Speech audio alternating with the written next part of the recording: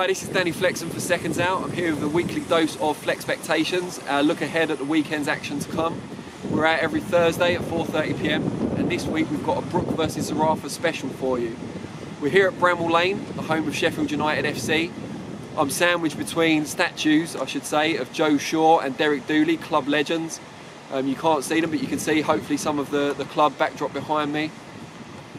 Kell Brook isn't fighting here, he's fighting Michael Zerafa at Sheffield Arena, but the final press conference for the fight was here at the home of Sheffield United. And one of the most interesting things for me was that Zerafa, despite suffering his only 2 pro defeats up at middleweight, didn't look the bigger man. They looked a similar size, so it'll be interesting to see how they shape up on the night. Zerafa's certainly not overawed. He seemed very confident when I spoke to him earlier, something you can see on the channel later. He talked about keeping Kell Brook at the end of his range, but as we know, Brook's got excellent timing and numbing power, especially at this sort of weight, so it'll be interesting to see how he holds up. Brook, for his part, is now talking with new trainer John Fuchs about moving back down to 147 at welterweight. Says he's a happier fighter now, living the life. He said he can make 147 for this Saturday, but Eddie Hearn dismissed the idea, told him, no, Kell, don't be silly. This is a final eliminator for the WBA Super Welterweight title, currently held by Jarrett Hurd. If you don't need to give up your advantages, then why would you?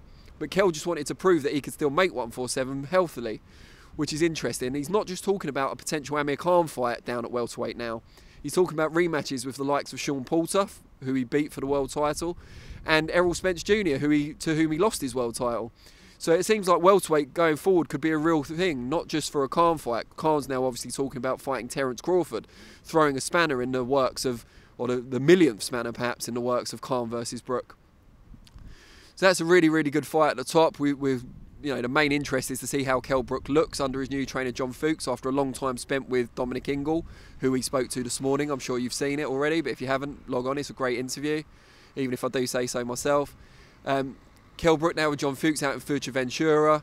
Seems to be living the life, eating well out there. Old friends have now become trainer and protege or pupil. Seems to be getting on really well. Fuchs seems very confident the relationship's going to last a long time, and possibly to the end of Brook's career, which he's now talking about fighting for another 3 years, never mind a couple of fights, as he'd said when he signed his latest deal with Matchroom. That's a good fight top of the bill, but then we've got 2 really good fights underneath that. Jono Carroll, IBF final eliminator at super featherweight. Winner gets Tevin Farmer in New York in March. Date's already been agreed.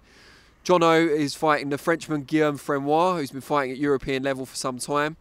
We know that Jono Carroll has long targeted Tevin Farmer, the IBF champion, desperate to get his hands on him, he said earlier. So it'll be interesting to see how he deals with Frenois, who's more of a boxer, very experienced, durable. I can see Carroll getting him out of there towards the end of the fight, late round stoppage, and then moving on to Farmer, which we'll look forward to in New York. The other big fight, and possibly the most intriguing one on the bill, sees Josh PBK Kelly, decorated former amateur, have what many people are calling his first genuine test as a pro. He goes up against David Avanesyan, who's a former WBA interim champion, I think, or regular champion. Lost that to Lamont Peterson after beating the legendary, or faded version of, Shane Mosley. Cole Greaves says Avanesyan's in incredible shape. He certainly looked it at the workouts yesterday.